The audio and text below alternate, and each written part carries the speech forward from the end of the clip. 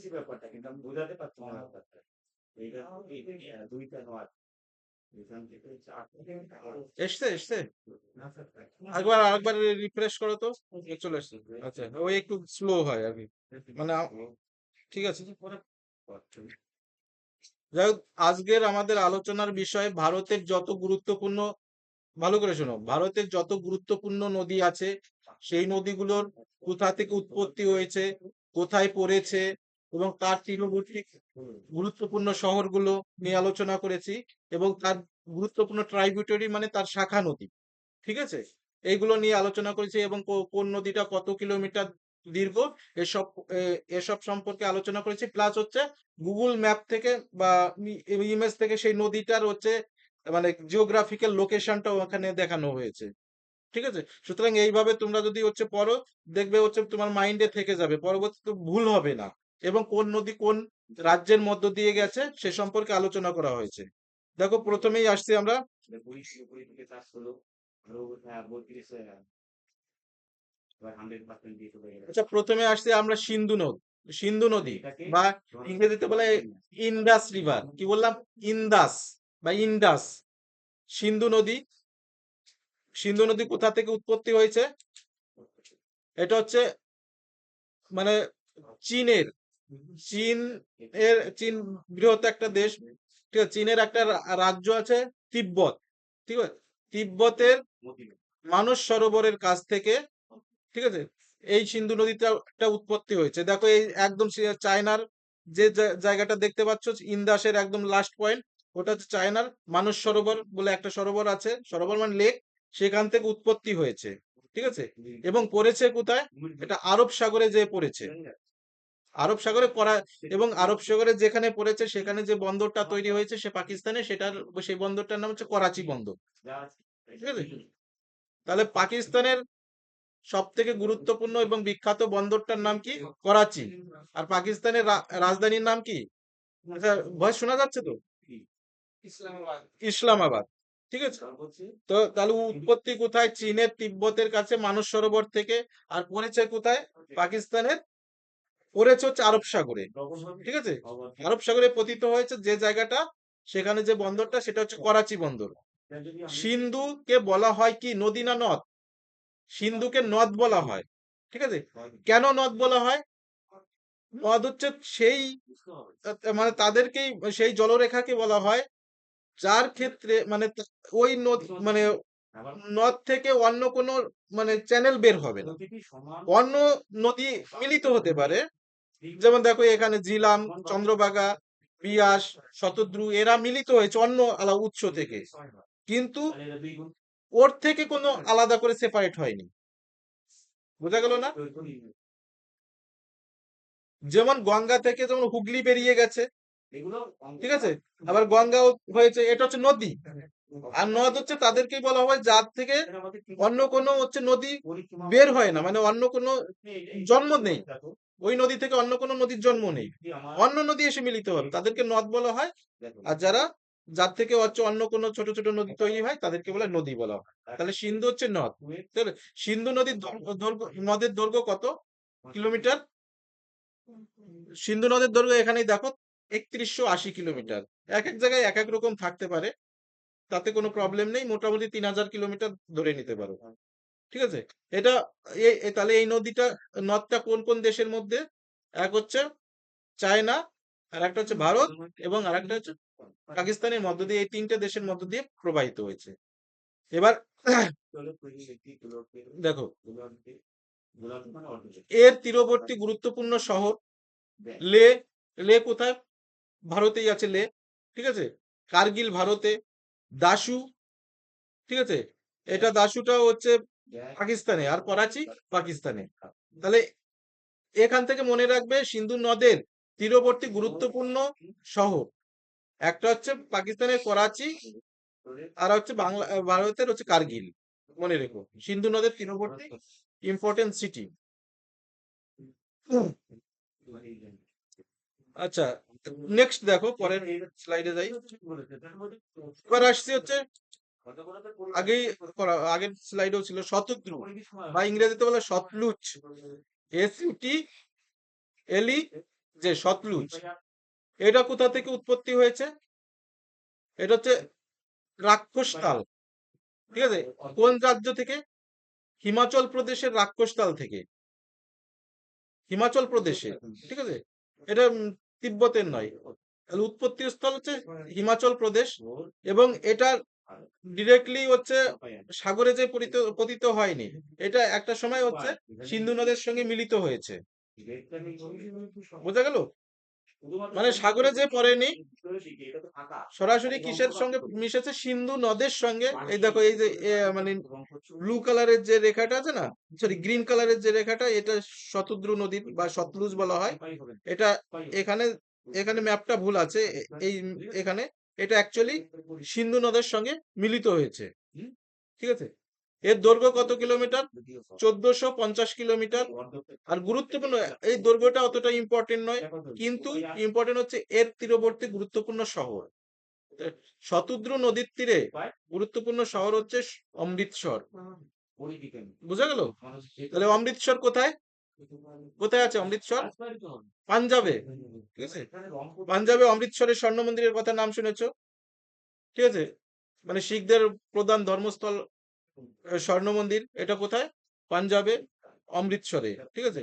এবং এটা হচ্ছে লার্জেস্ট অ্যান্ড ওল্ডেস্ট গুরুদুয়ারা, ঠিক আছে? মানে শিখদের সব থেকে পুরনো এবং সব থেকে পবিত্র, ঠিক আছে, এবং সব থেকে বড় গুরুদুয়ারা হচ্ছে অমৃতসরের স্বর্ণ মন্দির। এবং তার এটা কোন নদীর তীরবর্তী? শতদ্রু নদীর তীরবর্তী, মনে রেখো, ঠিক আছে? নেক্সট দেখো, আচ্ছা,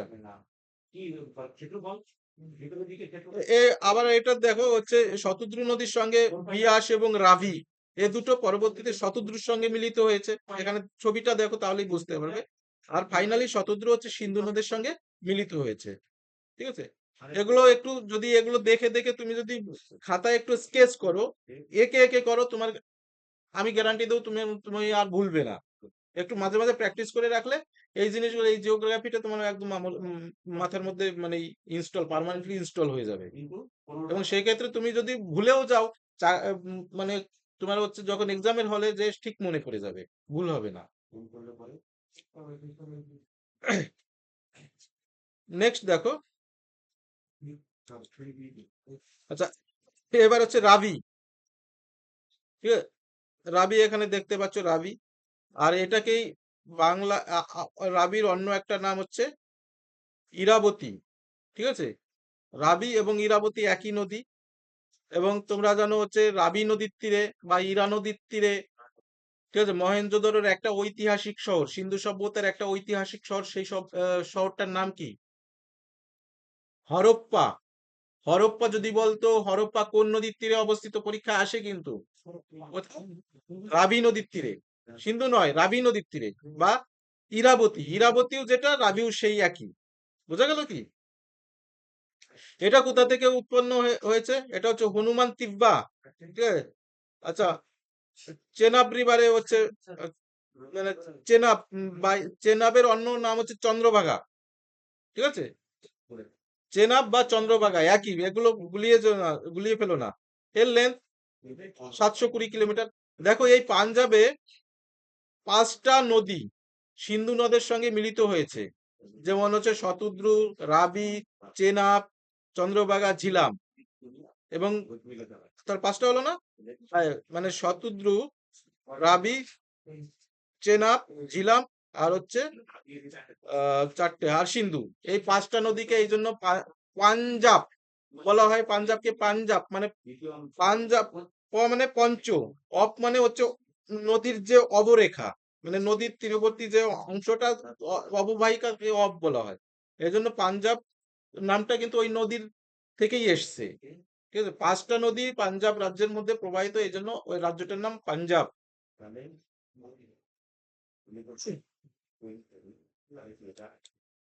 নেক্সট দেখো, এবার আসছি, এটা ভারতের সব থেকে বৃহত্তম এবং দীর্ঘতম নদী গঙ্গা। গঙ্গা সম্পর্কে আমাদের খুব ভালো করে ইয়ে করতে হবে। আচ্ছা, আসছে না নাকি?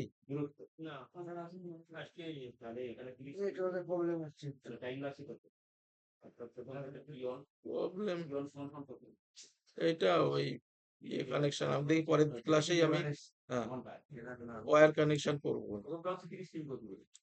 তাহলে কত বাই টাইম সমান কি হয় দূরত্ব বাই সমাস আর আসতে থাকছে তো ঠিক আছে।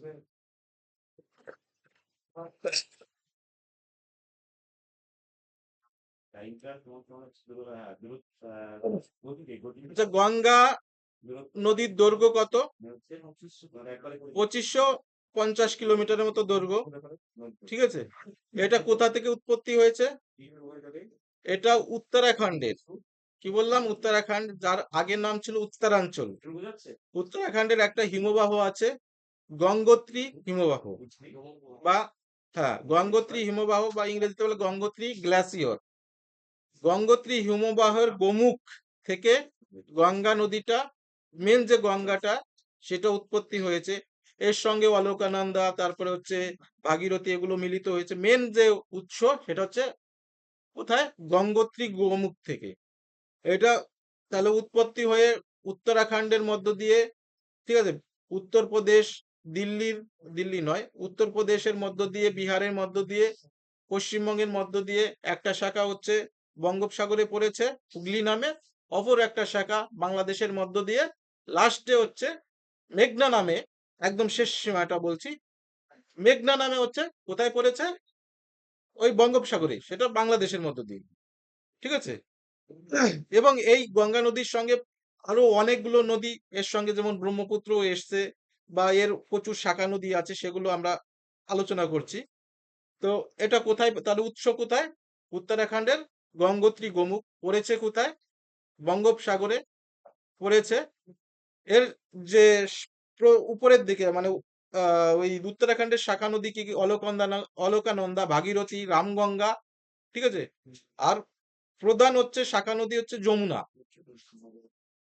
এবং অন্যান্য যেমন গোমতী, গড়গড়া, গন্ডক এগুলো এসেছে। এবার একটু যদি টাফ প্রশ্ন আসে, তোমাকে এভাবে জিজ্ঞাসা করে যে নিচের কোন অপশনটি গঙ্গা নদীর বাম তীরবর্তী শাখা নদী, বা কোনটি গঙ্গা নদীর ডান তীরবর্তী শাখা নদী? এবার দেখো, তুমি যদি উপর থেকে নিচের দিকে আসো, ছবিতে দেখতে পাচ্ছ কোন দিকটা বাম কোন দিকটা ডান, ঠিক আছে। তাহলে বোঝা যাচ্ছে কি? তাহলে বাম কোন দিকে? বাম হচ্ছে উত্তর দিকটা। গঙ্গা নদীর উত্তর দিকে কি কি, যেমন হচ্ছে গোমতী, তারপরে গন্ডক, কোশি, গড়গড়া, এগুলো হচ্ছে গঙ্গা নদীর বাম তীরবর্তী শাখা নদী। বোঝা গেল? আর ডান তীরবর্তী শাখা নদীর প্রধান নদীকে যমুনা, ঠিক আছে। যমুনা গঙ্গার সঙ্গে মিলিত হয়েছে কোথায়? এলাহাবাদে। এলাহাবাদের কাছে ত্রিবেণী সঙ্গম যেটাকে বলা হয়, এলাহাবাদে মিলিত হয়েছে, ঠিক আছে। তাহলে যমুনা, তাহলে এলাহাবাদ কিন্তু হচ্ছে গঙ্গা যমুনার সঙ্গমস্থলে একটি অবস্থিত বিখ্যাত ঐতিহাসিক শহর। বোঝা গেল কি? এবং বাম তীরবর্তী আর শাখা নদী যেমন চম্বল আছে, ঠিক আছে, তারপরে হচ্ছে বিয়াস, সরি চম্বল, বেতোয়া, কেন, সোন, এগুলো হচ্ছে গঙ্গা নদীর কোন তীরবর্তী? ডান দিকের শাখা নদী। এগুলো আলাদা আলাদা উৎসস্থল থেকে এসে গঙ্গার সঙ্গে মিলিত হয়েছে। বোঝা গেল কি?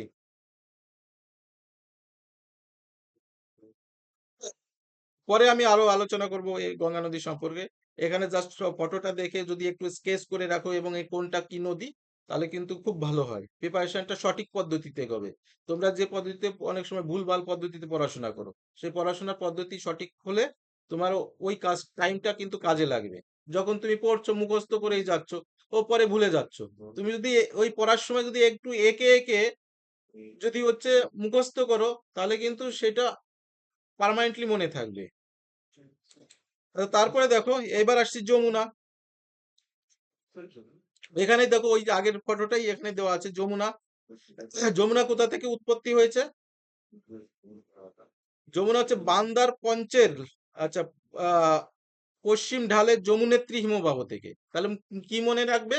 যমুনেত্রী হিমবাহ, তাহলে যমুনেত্রী গ্লাসিয়র থেকে যমুনা নদীর উৎপত্তি, ঠিক আছে। এটা কোথায়? এই যমুনেত্রী হচ্ছে, এটা ওই উত্তরাখণ্ডেই হবে সম্ভবত, হ্যাঁ উত্তরাখণ্ডেই। বোঝা গেল কি? তারপরে এটার এই যমুনা নদীর তীরবর্তী গুরুত্বপূর্ণ তিনটে শহর আছে, খুব ভালো করে মনে রাখতে হবে। ঠিক আছে? সেগুলো যেমন এখানে দেখো, হ্যাঁ, প্রয়াগরাজ, আগ্রা, নয়ডা, এগুলো হচ্ছে, এবং মথুরা, এবং দিল্লি তো আছেই। বারবার প্রশ্ন আসে, সহজ কোশ্চেন, দিল্লি কোন নদীর তীরে অবস্থিত? যমুনা নদীর তীরে অবস্থিত। তাহলে আগ্রা, দিল্লি, নয়ডা, নয়ডা কিন্তু উত্তরপ্রদেশের একটা ইন্ডাস্ট্রিয়াল শহর, খুব গুরুত্বপূর্ণ একটা শহর।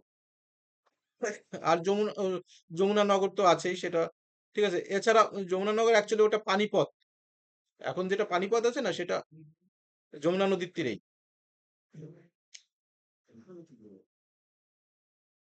আচ্ছা, আর আর ফিরোজাবাদ, এই এই শহরগুলো হচ্ছে যমুনা নদীর তীরে।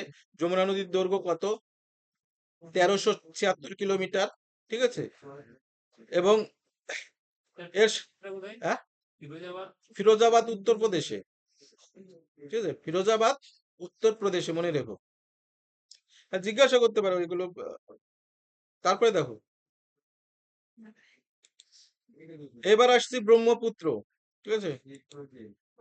ব্রহ্মপুত্র নদীটা ভারত এবং চীনের মধ্য দিয়ে প্রবাহিত। এবার দেখো, সিন্ধু নদটাও যে জায়গা থেকে উৎপত্তি, কৈলাসের মানস সরোবরের কাছে। আর ব্রহ্মপুত্র আর একটু দক্ষিণ দিকে, ওরই কাছাকাছি, মানে তিব্বতেরই আর একটু দক্ষিণ দিকে, ঠিক আছে, চেমিয়ং গ্লাসিয়ার থেকে, চেমিয়ং গ্লাসিয়ার থেকে যমুনা নদীর, সরি, ব্রহ্মপুত্রের উৎপত্তি।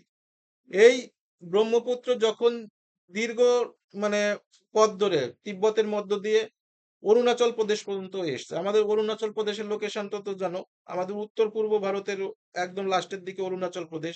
এজন্য একটা প্রশ্ন আসে, ভারতের সব থেকে প্রথমে কোন রাজ্যে সূর্যোদয় হয়? প্রশ্ন আসে, মনে রেখো, যেহেতু সব থেকে উত্তরে পূর্বে কে? অরুণাচল প্রদেশ। এজন্য অরুণাচল প্রদেশে হচ্ছে ভারতের যত রাজ্য আছে তার সব থেকে আগে সূর্য উদিত হয়, ঠিক আছে। তাহলে অরুণাচল প্রদেশ পর্যন্ত, উৎসস্থল থেকে অরুণাচল প্রদেশ পর্যন্ত ব্রহ্মপুত্রের নাম কি? ইয়ারলং সাংপো। টি এর উচ্চারণ হবে না, সাংপো, ঠিক আছে? মানে চীনে এই নদীটার নাম সাংপো। বোঝা গেল? যখন অরুণাচল প্রদেশে প্রবেশ করেছে, এই নদীটার নাম হয়েছে কি? ব্রহ্মপুত্র।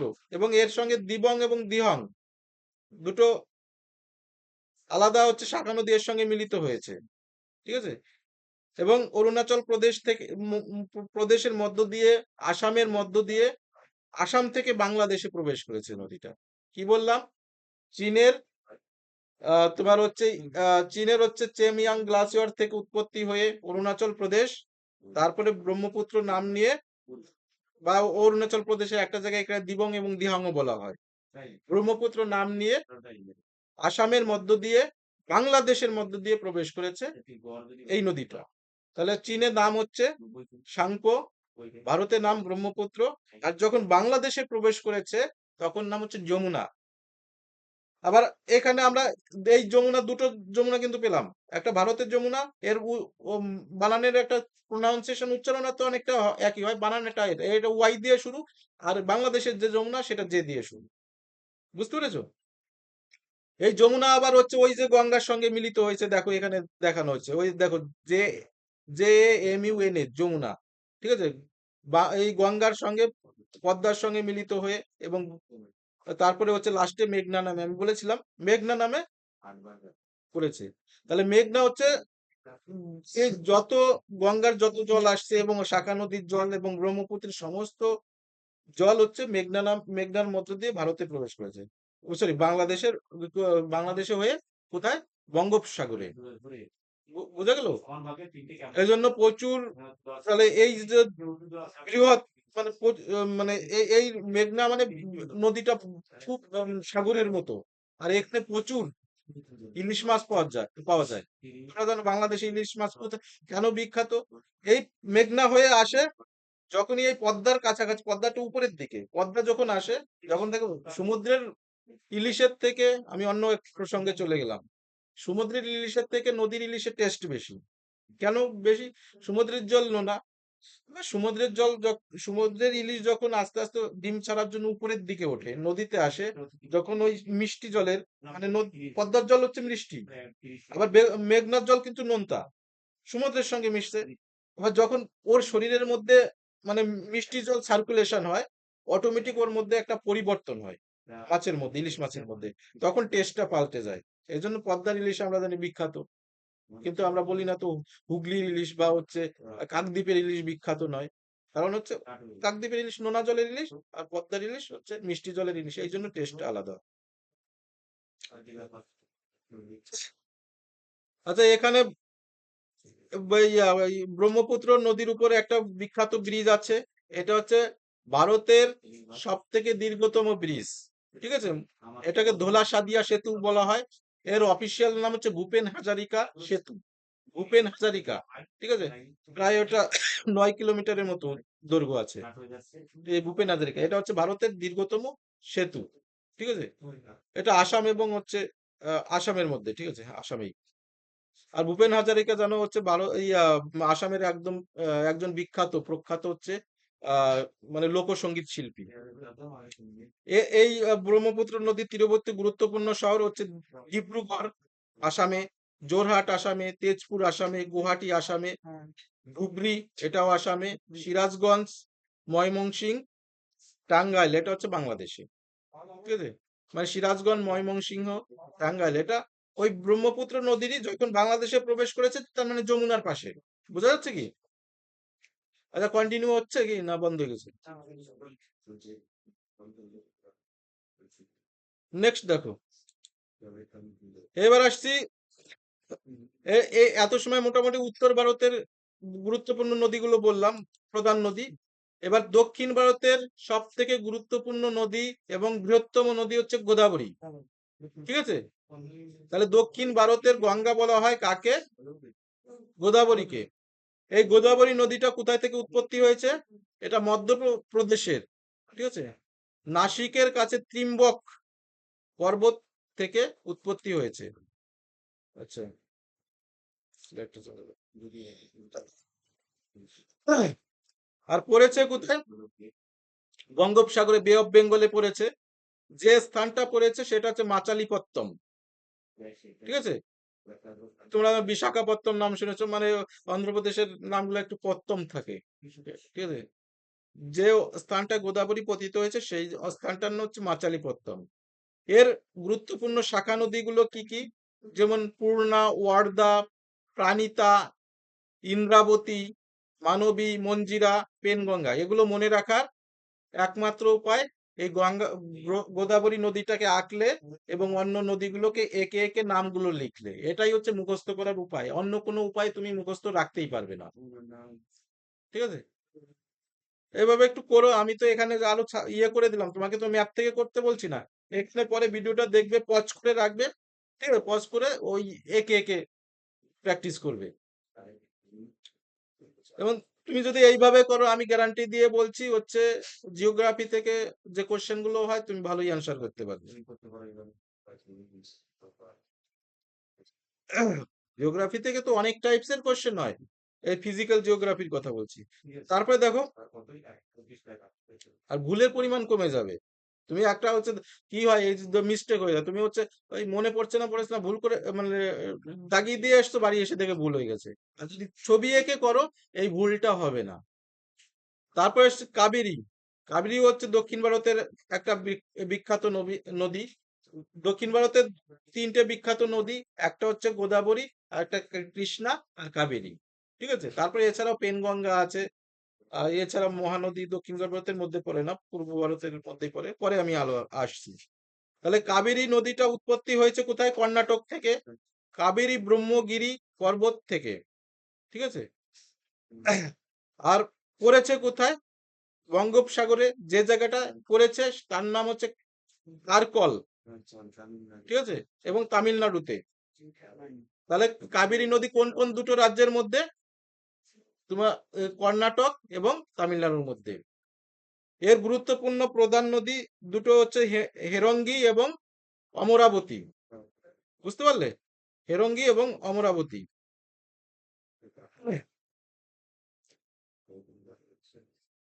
আচ্ছা, এর তীরবর্তী সব থেকে গুরুত্বপূর্ণ শহর যেমন হচ্ছে তিরুচিরাপল্লী, ঠিক আছে? তিরুচিরাপল্লী এটা কাবেরী নদীর তীরবর্তী গুরুত্বপূর্ণ শহর।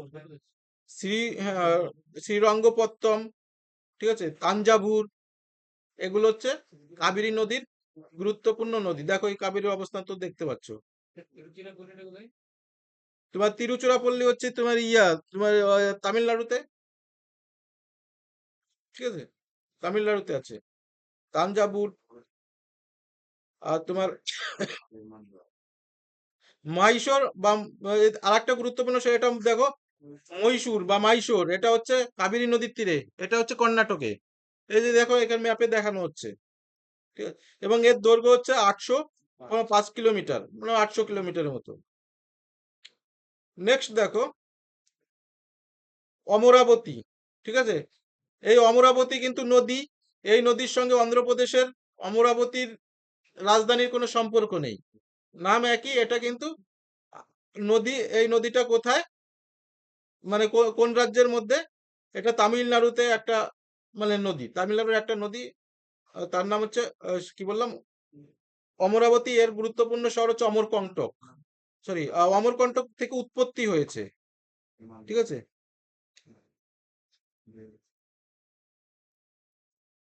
এইখানে দাঁড়াও, এখানে কারুর হচ্ছে ওই এখানে যে পতিত হয়েছে, ঠিক আছে। দেখো এটা অতটা মানে ইম্পর্টেন্ট নয়, খুব কম আসে। বাকি যেগুলো আলোচনা করলাম খুবই গুরুত্বপূর্ণ, এছাড়া আরো আছে। মানে এটা হচ্ছে দেখো ভারতের ইম্পর্টেন্ট গুরুত্বপূর্ণ নদীগুলো, এছাড়া কয়েকটা ভুলে, মানে এখানে করা হয়নি, সেগুলো একটু আমি বলে দিচ্ছি। যেমন মহানদী, পরে অবশ্য আছে মহানদী। তারপরে হচ্ছে সরাবতী, সবরমতী নয়, সরাবতী, এটা হচ্ছে কর্ণাটকে, যার থেকে হচ্ছে মানে যোগ ফলস, ঠিক আছে। যোগ ফলস, ফলসের ইংরেজি বাংলা হচ্ছে ঝর্ণা, ঠিক আছে, কি বলো, জলপ্রপাত। যোগ বা ওটাকে কুঞ্চিকলও বলা হয়। কোন নদীতে? সরাবতী নদীর তীরে, ঠিক আছে, সরাবতী নদীতে। এটা হচ্ছে ভারতের উচ্চতম জলপ্রপাত, ঠিক আছে, কুঞ্চিকল, ঠিক আছে। এগুলো আসছে। এবার দেখো ওই নদী তীরবর্তী শহরগুলো, এখানে ওইগুলোই আমি আলাদাভাবে শহরগুলো উল্লেখ করেছি। অযোধ্যা কোন নদীর তীরে? সরজু নদীর তীরে। তাহলে সরজু নদীটা কোন নদীর শাখা নদী? গঙ্গা নদীর একটা শাখা নদী, ঠিক আছে। এই অযোধ্যা হচ্ছে মানে এথিক্যালি একটা গুরুত্বপূর্ণ শহর, কারণ রামায়ণের সব থেকে মানে মেন ক্যারেক্টার যে ওই শ্রীরামচন্দ্র, ঠিক আছে, এবং তার পিতা রাজা দশরথ এই অঞ্চলের রাজত্ব করতেন, ঠিক আছে। এই সেই অযোধ্যা, ঠিক আছে। বর্তমান অযোধ্যা কোথায়? উত্তরপ্রদেশের মধ্যে। তো অযোধ্যা হচ্ছে কোন নদীর তীরে? হামেশা এই পরীক্ষায় আসে সরজু নদীর তীরে, ঠিক আছে। বুঝতে পেরেছো? রামচন্দ্র যখন ছোটবেলা ছিল, রামলালা, তখন এই সরজু নদীতে স্নান টান করতেন। ইমাজিন করো। হ্যাঁ, গিয়েছিলে, ঠিক আছে। তারপরে দেখো এখানে অনেক আছে, আমি পরপর আলোচনা করছি। শ্রীনগর, এটাও খুব, কিন্তু এগুলো কিন্তু এই যে যেগুলো আলোচনা করছি খুব গুরুত্বপূর্ণ, পরীক্ষায় আসে কিন্তু। শ্রীনগর কোথায়? ঝিলাম নদীর তীরে। তাহলে ঝিলাম হচ্ছে ইন্দাস সিন্ধু নদীর একটা শাখা নদী, ঠিক আছে। শ্রীনগর কোথাকার রাজধানী? শ্রীনগর জম্মু কাশ্মীর এর রাজধানী, ঠিক আছে। দুটো রাজধানী হয় জম্মু কাশ্মীরের, একটা মানে হচ্ছে জম্মু, হ্যাঁ, আর একটা শ্রীনগর, ঠিক আছে। জম্মুটা, শ্রীনগরটা হচ্ছে কাছাকাছি, আর জম্মুটা মানে ওই শ্রীনগরের থেকে উত্তরের দিকে, বোঝা গেল?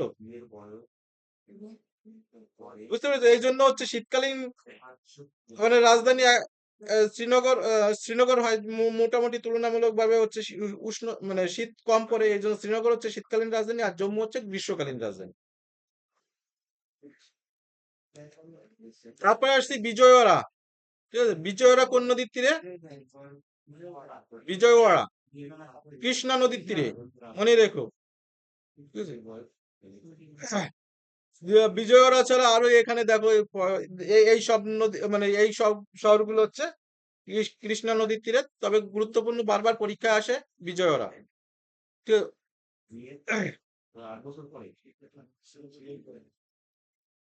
আর বর্তমান অন্ধ্রপ্রদেশের যে রাজধানী হচ্ছে অমরাবতী, সেটাও কিন্তু কৃষ্ণা নদীর তীরে, মনে রেখো।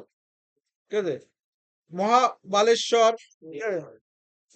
নারাস, শোভাওয়াড়ি, অমরাবতী, শ্রীশৈলম, বিজয়ওয়াড়া, নাগার্জুনকোন্ডা, এগুলো সবই কৃষ্ণা নদীর তীরে, মনে রেখো।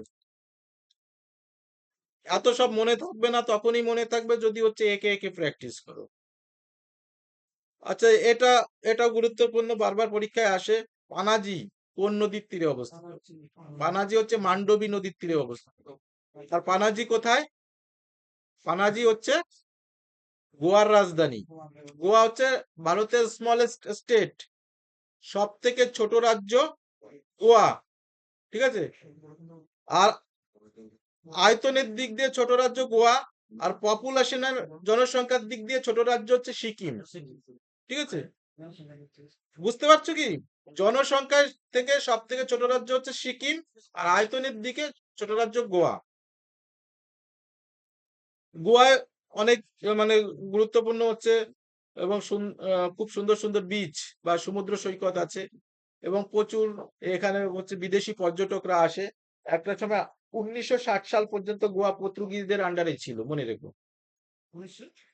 সরি, 61 সাল পর্যন্ত। ঠিক আছে? ভারত তো স্বাধীন হয় 1947 সালে, কিন্তু 1961 সাল পর্যন্ত গোয়া পর্তুগিজদের দখলে ছিল। 1961 সালে গোয়াকে ভারতের অন্তর্ভুক্ত করা হয়েছিল, মনে রেখো। আচ্ছা, আগ্রা। আগ্রা তো আমি আগেও বলেছি, আগ্রা হচ্ছে কোন নদীতে? যমুনা নদীর তীরে। আগেই বললাম হচ্ছে যমুনা নদীর তীরে। দেখো, দিল্লি, আগ্রা, মথুরা, নয়ডা, ঠিক আছে, পানিপথ, এটা যমুনা নদীর তীরে, মনে রাখো। এই তো দেখে, এইভাবে যদি প্র্যাকটিস করো তোমার মনে থেকে যাবে, তুমি যদি একে প্র্যাকটিস করো। আর এমনি কিন্তু মনে রাখা সম্ভব নয়, এটা আমার ক্ষেত্রেও হয়েছে, তোমাদের ক্ষেত্রেও হয়েছে। আচ্ছা, কেদারনাথ, ঠিক আছে, দেখো গঙ্গা নদীর একদম উপরের দিকে, ঠিক আছে। কি কি আছে? যেমন হচ্ছে ভাগীরথী আছে, মন্দাকিনী, অলকানন্দা, ঠিক আছে। এই যে যে নদীগুলো, এবং গঙ্গা, রামগঙ্গা, এইগুলো ফাইনালি হচ্ছে গঙ্গা নদী হয়ে এসছে। এই ছোট ছোট শাখা নদী আছে। তার মেন হচ্ছে গঙ্গোত্রী হিমবাহ থেকে যে রামগঙ্গাটা, সেটা উৎপত্তি। তারপরে হচ্ছে অলকানন্দা, মন্দাকিনী, ভাগীরথী মিশেছে। এবার এখানে গুরুত্বপূর্ণ কয়েকটা শৈল শহর আছে, ঠিক আছে। যেমন হচ্ছে কেদারনাথ, বদ্রীনাথ, ঋষিকেশ, হরিদ্বার, ঠিক আছে। এছাড়া হচ্ছে বিষ্ণুপ্রয়াগ, নন্দপ্রয়াগ, করণপ্রয়াগ, রুদ্রপ্রয়াগ, দেবপ্রয়াগ, সবই গঙ্গা নদীর তীরে। একদম তোমাকে স্পেসিফিক্যালি হচ্ছে অত ডিটেল, মানে ডিটেলসে আসবে না যে তোমার একদম ওই বিষ্ণুপ্রয়াগটা কোন নদীর তীরে, মোটামুটি গঙ্গা নদীর তীরে। হয়তো মন্দাকিনী নদীর তীরে এরকম হতে পারে, বুঝতে পারছো। যেমন কেদারনাথ হচ্ছে মন্দাকিনী নদীর তীরে, তোমাকে প্রশ্ন হিসাবে জিজ্ঞাসা করবে, যেমন দেখো কেদারনাথ কোন নদীর তীরে, এখানে কিন্তু উপরে লিখেছি গঙ্গা নদীর তীরে। অত খুঁটিয়ে তোমাকে কম জিজ্ঞাসা করবে। এখানে ডিপ কোশ্চেন, এখানে হয়তো এখানে দেখে সহজ মনে হচ্ছে, তুমি পরে যখন আলোচনা করবে সব ভুলিয়ে যাবে, ঠিক আছে। সুতরাং কেদারনাথ যে মন্দাকিনী, এটা খুব কম আসবে। কেদারনাথ হচ্ছে গঙ্গা নদীর তীরে, মানে কেদারনাথ মন্দাকিনীকে গঙ্গাই বলতে পারো, এই অর্থে বলছি।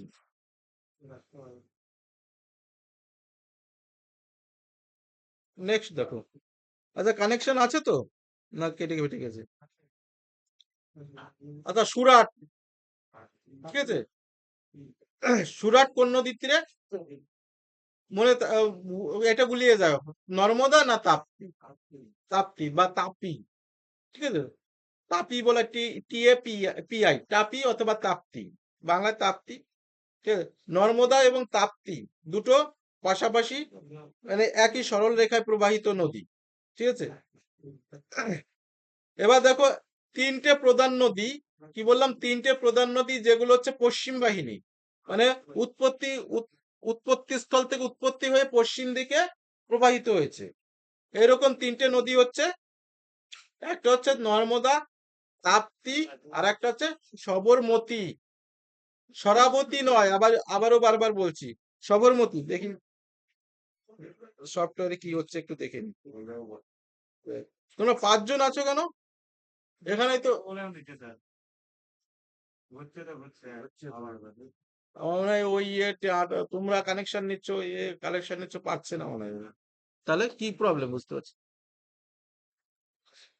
কানেকশন বেশি ওইটাই তো বলছি। এবার বুঝে আছে এইখানে আমার এইখানে আচ্ছা এখন তো এখানে পুরো অফলাইন দেখাচ্ছে। হ্যাঁ, অফলাইনে চলে এসছে। কেটে গেছে না?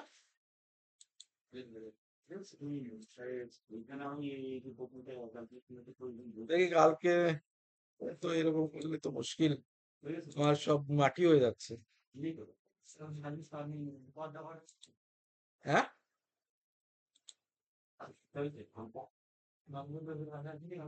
আরে প্রায় শেষ হয়ে এসেছিল আবার।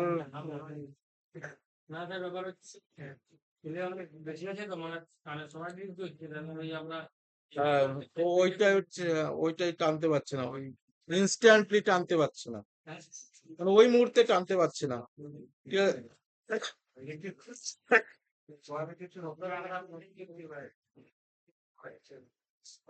ঠিক আছে এ পর্যন্ত আমি কন্টিনিউ করে দিচ্ছি।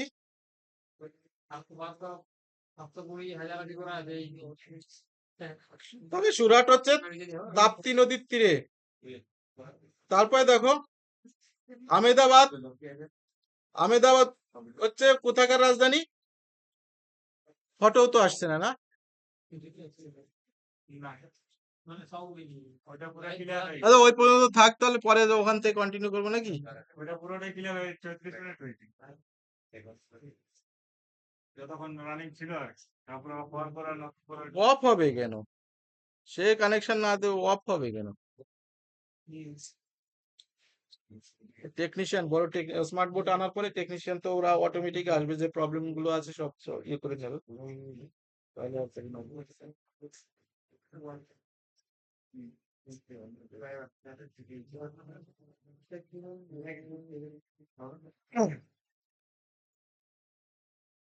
আচ্ছা কন্টিনিউ কি করবো?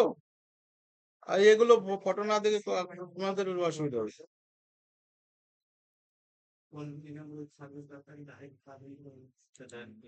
না ওইটাই করে তারপর করছি। ঠিক আছে তাহলে থাক, স্টপ।